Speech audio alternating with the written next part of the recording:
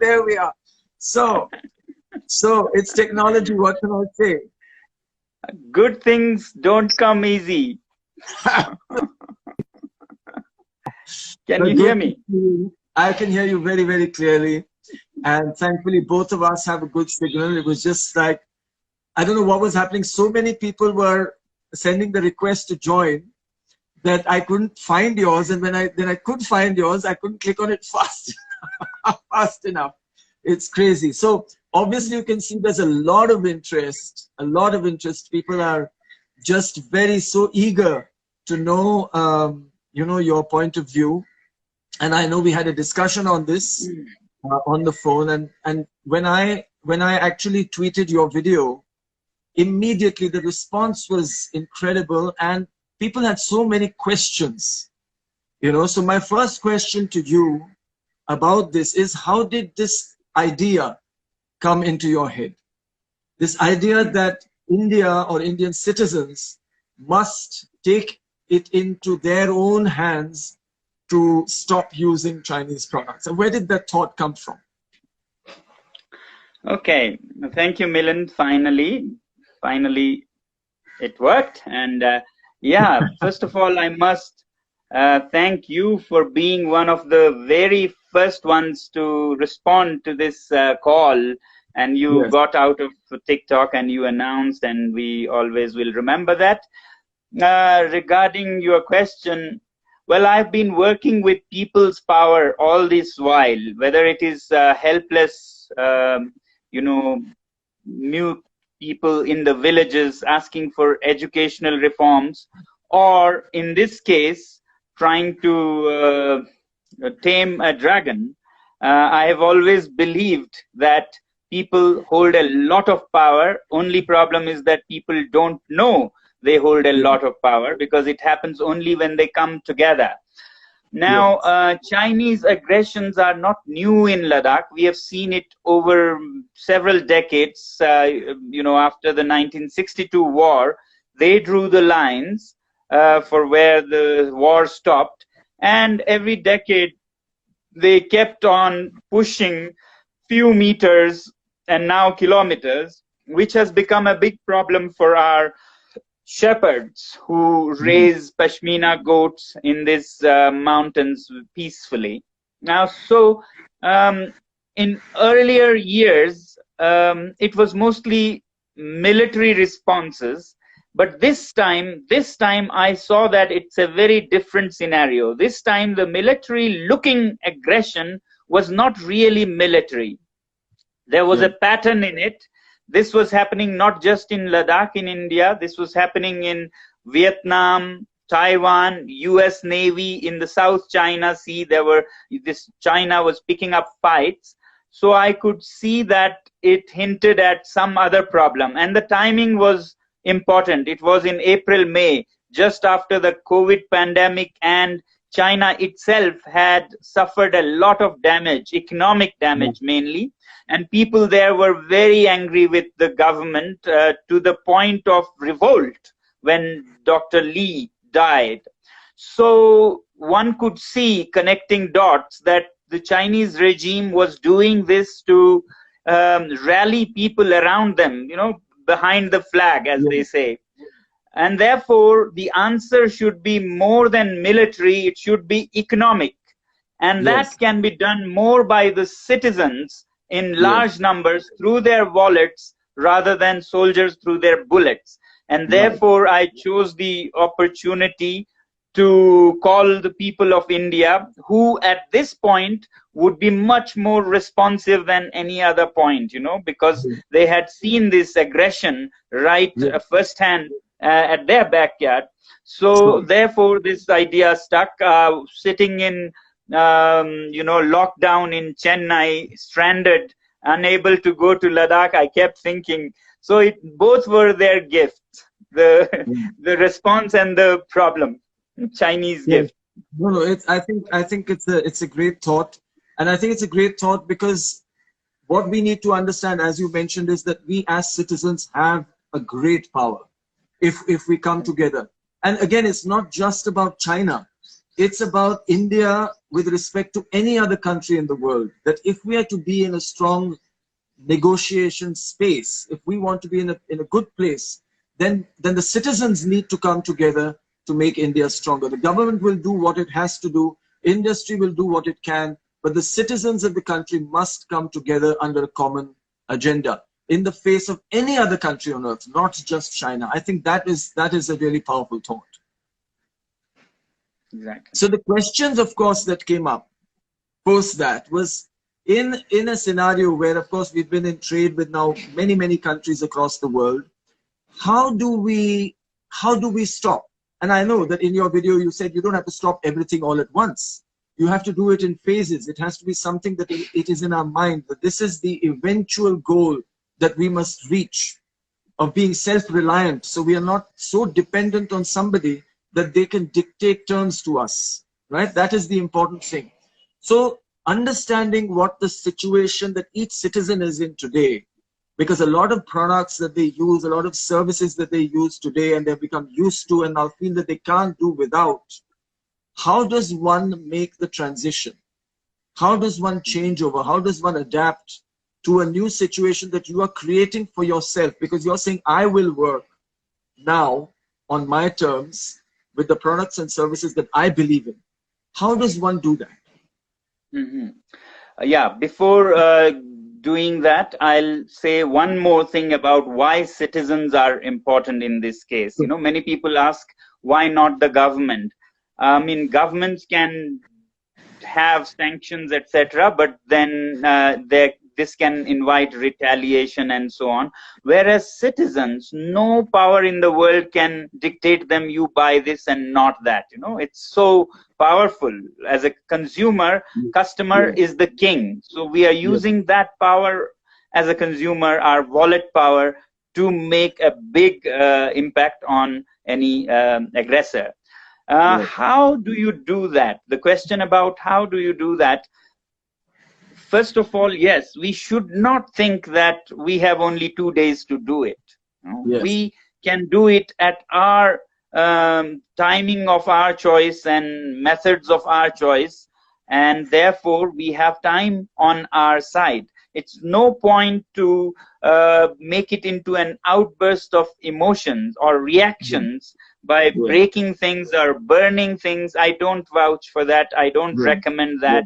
That's not good, not bad for China, but bad for your own, convenience, comfort, and resources of the earth. And nor should we develop hatred for anything, any people. You know, we should not make it into a hate campaign against Chinese people. They, for God's sake, are the biggest victims. Not even for their goods. It's just a way of making the regime understand that they cannot make money and wrest power while doing all this. So therefore, I said that software in a week, you do away with softwares that are actually stealing our time and money from our young teenagers and filling our minds with violent games like PUBG and wasteful apps like TikTok. That's the easiest thing. Among the others, hardware in a year, finished products, non-essential products, even that you don't need to do tomorrow. You use your gadget, and when it breaks down, you don't buy, or buy with a lot of discretion, understanding that your wallet is also a ballot gadget instrument. So that's how you would do. And then you take more time for products that have mixed composite type, like raw materials are Chinese or parts and components are Chinese.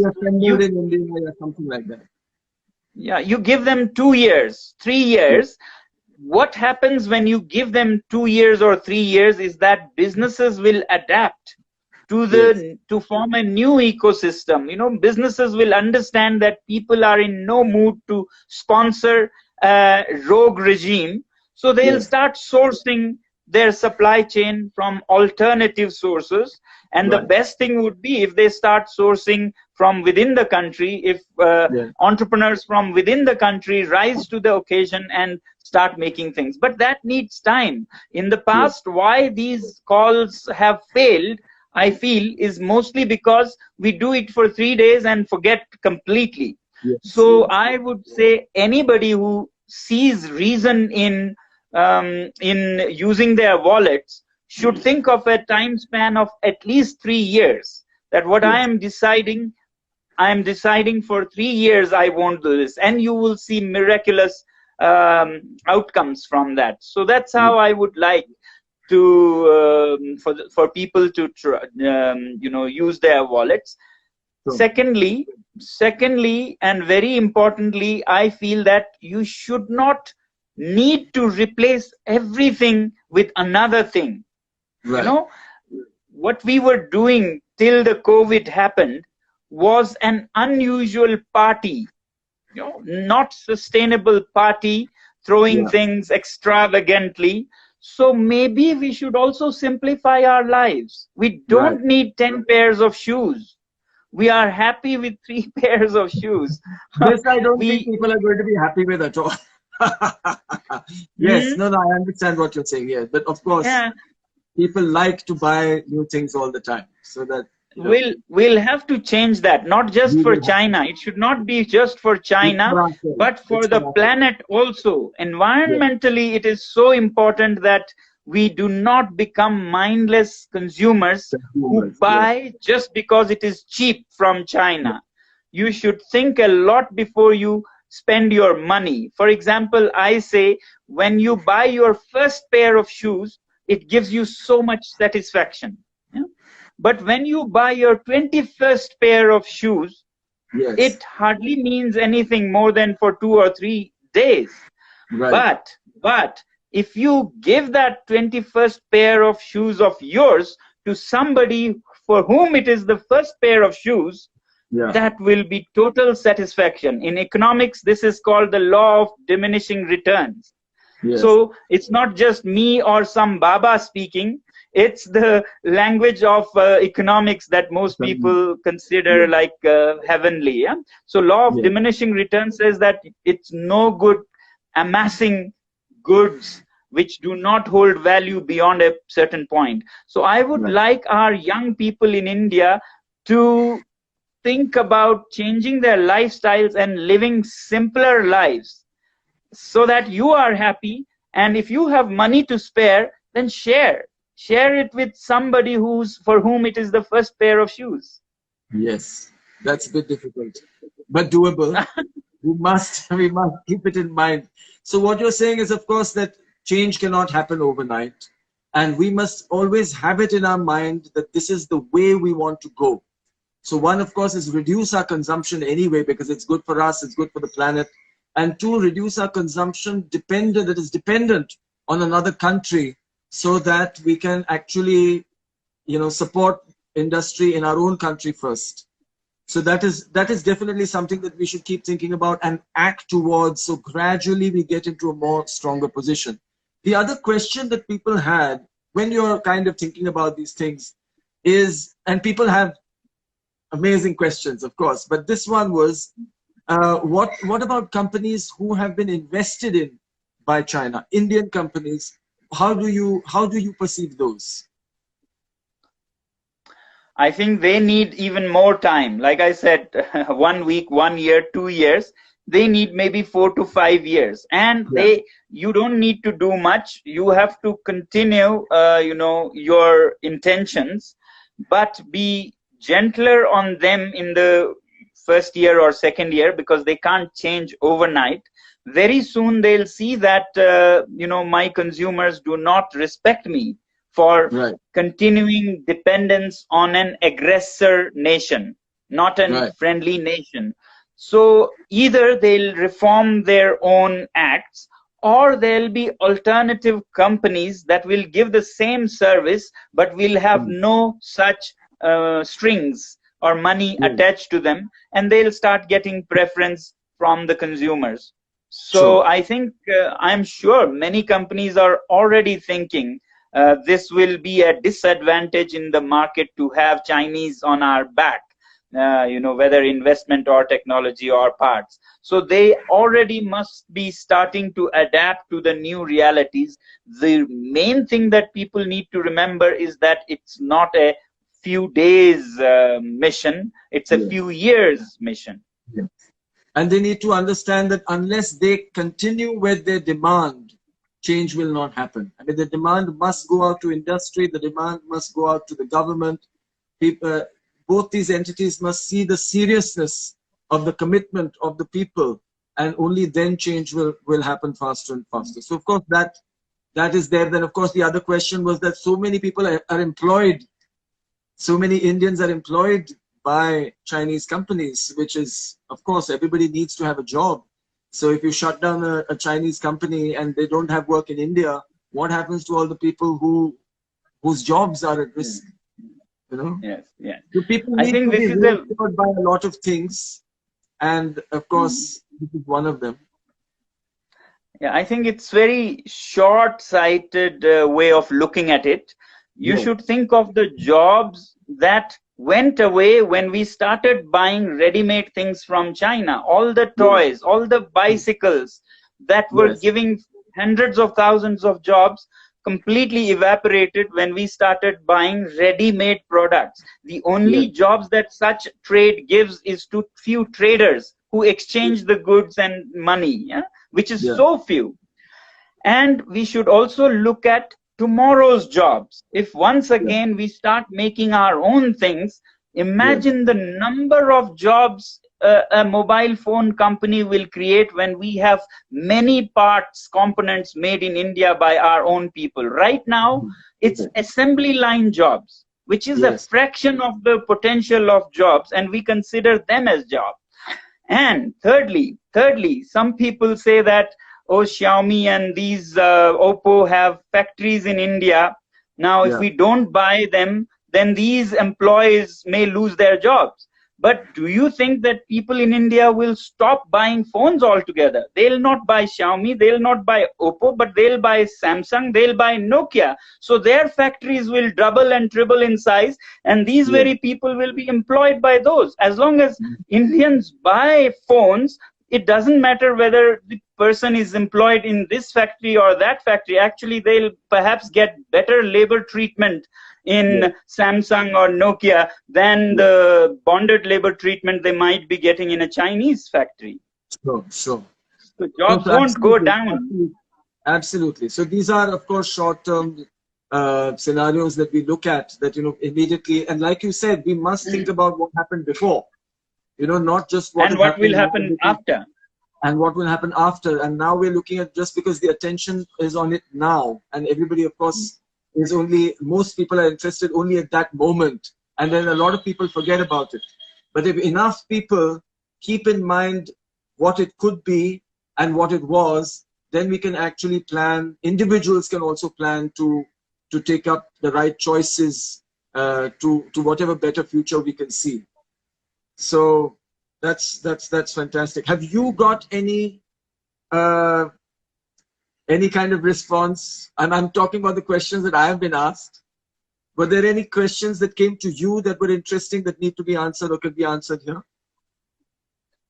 Well, people were asking, how are you doing with this boycott? I told them in the first video that I have a phone that happens to be Chinese, and I didn't mind that till all such things started happening. I want to use my wallet more thoughtfully. So it was a kind of dilemma for me, because I couldn't just break it or burn it. I wanted to get rid of my own self, and before 1 year, especially because I have been speaking about it. Others, I say, take a year, and do it gently, slowly, but surely. So therefore, I was at a loss. How should I get rid of my phone? So finally, I decided I'll give it to a needy student or somebody who cannot afford a good phone and will do good with something like I had. So I gave or sold sold my phone to a filmmaking student, photography and filmmaking student at our school, for a third of the price. And even that third, I wanted him to know the value, but the third, I didn't want to have anything to do with the money that it got. I've donated it to COVID migrant laborers, suffering the COVID situation. So that's how I somehow got rid of that. So this was one question. And definitely I don't buy much, not to speak of Chinese or any other. I buy very little of the most essential things, and I quite often try and take second-hand used goods out of respect for resources and the planet. Yeah, of course.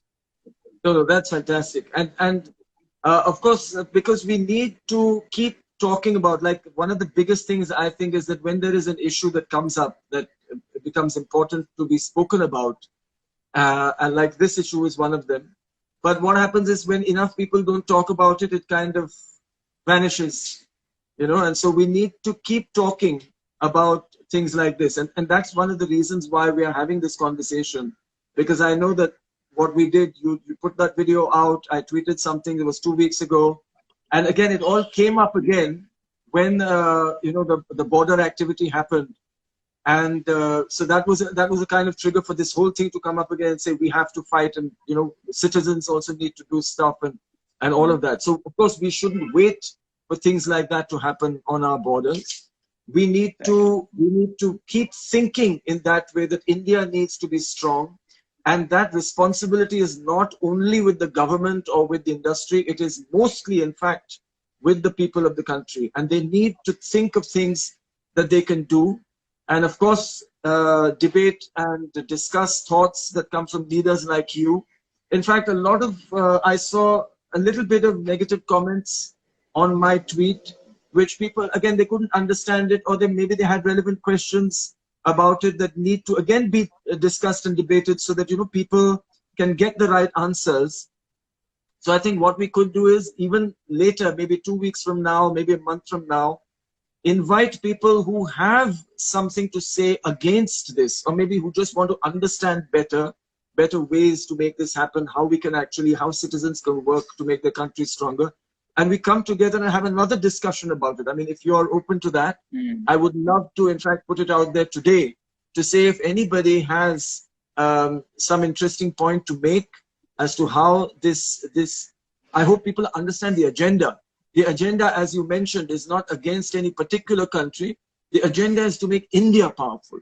The agenda is to make India strong. So when it is confronted with a negotiation from any other country in the world, we are in a strong position. That is the agenda, right? Yes, so and this time around, if we show to the world that when Indians talk about something, it's not a bubble that goes away in 2 days. If we persevere, then I can tell you, next time China thinks of an aggression, they will not just look at how many tanks are there on the border, how many soldiers. They will look at this formidable wallet power of the Indian people, and not just the Indian people, their ability to lead the world. Already, many major news companies from all the continents have been contacting me, inspired by what is happening in India. So we may start a movement to make locally and stop dependence on a regime that is not very friendly and civilized for the democratic world. So it may make us as Indian citizens very respectable and powerful, and make China think twice. And some people have said, does it have any effect on China? Well, you saw how they pressured Twitter from suspending the ad by Amul. You saw how they pressured Google to drop the app. You saw how Global Times always comes out with articles and cartoons about Indian people shouldn't link the border issue with boycott movement. Methinks the lady doth protest too much. Yes, So yes, they absolutely. wouldn't No, say all this if it there is was no not. question of the power that people have if they're unified behind a common agenda. We just need to to believe in it. We need to have the conviction. And I think if we have more discussions like this, more debates like this, more people join, more people listen. I don't know how many people have heard this today, but more people need to be reminded of it, discuss it, debate it, and it needs to be an ongoing thing so that we do arrive one day at the best way possible to move forward. And I think I just take that thing to thank you for being here today. But I wanted to ask you a little Yes, question, a fun yes. question. Is it about which How phone was I'm it? using? Sorry? Is it about which phone I'm using? No. No. You can tell us later. I give you 1 year It's not license. Chinese anyway. It's not Chinese. You have 1 year to deal with. I'm not into that, but I wanted to from you to know how was it to get out of TikTok? Was it were you big on that, or how has it been after you uninstalled TikTok? See, I think that as a social media platform, it was very interesting. And social media itself has many uses, and it's great fun. It can be entertaining, it can be informational, we can share so much knowledge, and we can actually garner so much support for positive causes through social media. TikTok, of course, because we know how many millions of people are on it, is a very powerful medium, right? So I was very happy to be there. But when I realized what you said, and I believe in it, and again, I would reiterate, it's not again about China or any particular country. It's about if we want India to be strong, then we must create our own. And we can. We have the ability, and we've done it for centuries, made the most beautiful things in the world. And we must go back to doing that. So that is our responsibility as public. We must pressure our government, demand from our government, demand from our industry. And that is the way we have to become a stronger nation. So, yeah, that was You my get my reason for doing salute. it. Jai Hind. Jai Hind. And thank you very much. We'll speak soon. And any other questions? I'm sure I'm going to get a lot of questions on this chat itself. I'll be happy to answer them. And if there's some I can't answer, I'm going to send them to you. And you answer them and send them back. All right? Thank you. Thank you so much. Thank you. Pleasure. It's been Love a pleasure. to everybody in Ladakh. Yes, thank you. But my last message is please simplify your lives, friends. Yeah. It's not about goods from here or there alone. Yeah. It's about living happily with your community, with your parents and your siblings, and finding joy in that, and not necessarily in an app all the time, in a gadget all the time. So please live simply so that others may simply live, as Gandhi said. There's also a movement that we started called I Live Simply. You can go and check it out on ilivesimply.org and make your pledges to live a simpler life, all of you. Wonderful. Thank you. Live simply so that others may simply live. Thank you so much. Thank you, Sonam Wangchuk. Thank you, everybody, for listening. And we'll be in touch soon.